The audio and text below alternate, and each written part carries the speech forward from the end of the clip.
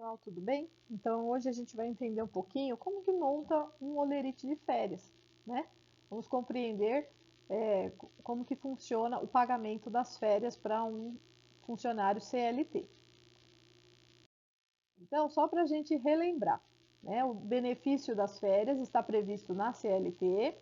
A pessoa tem direito a receber usufruir, né, de dias de férias depois que ele trabalhou 12 meses dentro do período aquisitivo, ou seja, do período desde a data de admissão dele até completar 12 meses, e assim sucessivamente, né?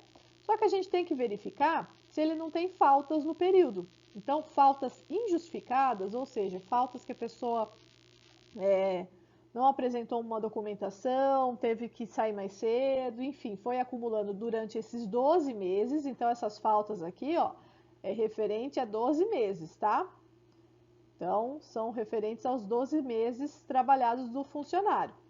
Então, eu vou verificar as faltas e vou verificar quantos dias ele tem direito às férias. Então, a primeira coisa que eu vou fazer é essa verificação. Se ele tiver, durante os 12 meses, tiver apenas 5 faltas, ele terá direito aos 30 dias de férias. Daí ele vai receber o salário de férias mais um terço de férias. Agora, se ele tiver de 6 a 14 faltas, ele vai ter umas férias proporcionais apenas a 24 dias de férias, ou seja, não vai ter 30 dias, né? Não vai receber esses 30 dias, e sim 24 dias. O salário de férias de um terço de férias vai ser proporcional a esses dias, esses 24 dias. Se for 15 a 23 faltas, é 18 dias, de 24 a 32 faltas, 12 dias de férias, e acima de 32 faltas, ele perde o direito às férias, não tem mais férias, tá? Teve 32 faltas injustificadas durante todo esse período de 12 meses, vai perder o direito às férias e não vai receber um terço a mais de férias, tá? Então, isso é a primeira coisa que a gente verifica.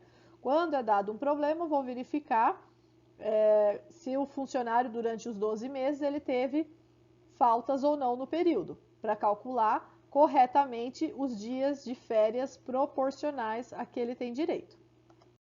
Aí depois eu vou verificar se o funcionário vendeu alguma parte das férias dele. Lembra que eu comentei lá no artigo da CLT que o funcionário pode vender um terço da quantidade de dias de férias a que tem direito. Então, ele tem esse direito de fazer essa conversão, né, de quantidade de um terço da quantidade de dias que ele tem direito em dias trabalhados, para ele receber um dinheirinho a mais, vamos dizer assim, né? Então, mas percebam que é a quantidade de dias de férias. Aí aqui tem uma tabelinha prática para facilitar para vocês. Então, se o funcionário, se lá no item anterior a gente verificou pelo número de faltas dele que ele tem direito a 30 dias de férias, e se ele solicitou o abono pecuniário, então um terço de 30 dias, 30 dividido por 3, 10 dias. 10 dias será de abono pecuniário e o restante dos 30 dias, ou seja, os 20 dias, será de férias. A gente tem que encontrar quantos dias vai ser de abono, quantos dias de férias, para fazer o cálculo correto, para efetuar os descontos corretos dos impostos, tá? Se foi 24 dias de férias, um terço de 24 dias são 8 dias de abono, o restante 16 dias de férias. E assim por diante, tá? Então, se foram 18 dias de férias, 6 dias de abono, 12 de férias, 12 dias de férias, se for uma férias proporcionais a 12 dias, se ele solicitou o abono, 4 dias ele vai cumprir de abono pecuniário, 8 dias vai cumprir de férias, tá? E acima de 32 faltas lá, ele não tem férias, então nem abono pecuniário, ok? Então, essa é uma tabelinha para auxiliar a entender quando que eu tenho, se o funcionário solicitou abono pecuniário, quantos dias é convertido para cada um. Mas eu tenho que verificar nesse sentido, né? Um terço sempre da quantidade de dias que o funcionário tem direito às férias. Aí eu vou calcular. Bom, se eu já verifiquei que o funcionário tem faltas, se ele vai ter direito a quantos dias de férias, se ele resolveu vender uma parte das férias, solicitar o abono pecuniário, Então, eu vou fazer os cálculos. Vou calcular salário de férias, 1/3 de férias. Se ele solicitou abono, salário de abono, 1/3 de abono pecuniário. Então, primeiro eu vou calcular as férias. Como que eu faço isso? Vou pegar o salário do funcionário dividido por 30 dias, vezes o número de dias que ele tem direito às férias. Se for uma férias proporcional, então, por exemplo, se ele teve lá 7 faltas, ele vai ter direito a 24 dias de férias. Então, o cálculo seria salário dividido por 30 dias vezes 24 dias. Aí eu ia encontrar o salário de férias dele aqui. Quando eu fosse calcular 1/3, pegaria o resultado, né? Então, o resultado que deu aqui, dividido por 3. Eu encontro 1/3 de férias, tá? Então, salário de férias e 1/3 de férias é nessa continha. Por que que tá assim, né? Vocês podem fazer direto, desse jeito que tá aqui, ou pode fazer regra de 3, né? O salário está para 30 dias, quanto de salário estará para, se for, né, 24 dias, ou 18 dias, ou 10, 12 dias. E aí faz a regrinha de 3, tá? Aqui é salário. Então, pode ser feita regrinha de 3 assim, se ficar mais fácil para vocês compreenderem, ou utilizar a formulinha aqui, tá bom? Então, achei o salário de férias e 1/3 de férias. O cálculo do abono é igual. Vou calcular salário dividido por 30 vezes número de dias de abono. E calculo 1/3 do resultado que der essa continha aqui. É o mesmo procedimento. Por que que nós temos que calcular separado? Porque na hora de calcular os descontos de INSS e imposto de renda, vai ser somente sobre salário de férias e 1/3 de férias. Não vai calcular INSS e imposto de renda sobre o abono, tá bom? Então, vamos exemplificar. Então, aqui no caso, o funcionário lá tem salário de R$ 7.500, tem 6 faltas durante todo o ano, né, de 12 meses, o período de 12 meses, e ele solicitou abono pecuniário. Esse dependentes aqui, para efeitos de imposto de renda, isso aqui é para depois a gente calcular os descontos, tá? Então, não vai entrar nessa parte agora. Depois terá um outro vídeo explicando como é que a gente faz descontos em folha de pagamento. Então, primeiro passo nessa situação. Então, eu vou verificar quantidade de faltas que ele tem e quantos dias de férias ele vai ter direito. Então, 6 faltas, na tabelinha, até 5 faltas é 30 dias. De 6 a 14 faltas são 24 dias de férias. Então, ele vai ter direito a 24 dias de férias. Então, achei a primeira etapa. Aí, eu verifiquei aqui que ele solicitou abono pecuniário.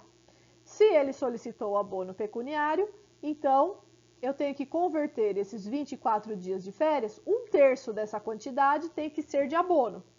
Então, 1/3 de 24, 8 dias será abono pecuniário e o restante, 16 dias, será de férias. Então, aqui nós vamos calcular o terceiro passo, né? Vamos calcular férias, 1/3 de férias, abono, 1/3 de abono. Como que eu faço isso? Vou pegar o salário do funcionário, 7.500, dividido por 30 dias, vezes 16 dias de férias. Acho o valor de salário de férias. 1/3 deste valor é 1/3 de férias. E vou lançando na tabela. Férias, 1/3 de férias e lanço nos vencimentos. Vencimentos são os itens que a gente tem direito a receber. O cálculo do abono é a mesma coisa. Salário dividido por 30 dias vezes 8 dias de abono, que nós encontramos no item anterior. Deu 2.000, 1/3 de 2.000 deu esse resultado. Então, abono, 1/3 de abono e lanço os valores. Por que que eu tenho que separar? Porque na hora de calcular INSS e imposto de renda, eu vou somar apenas esses dois itens aqui, que é o valor de salário de férias e 1/3 de férias.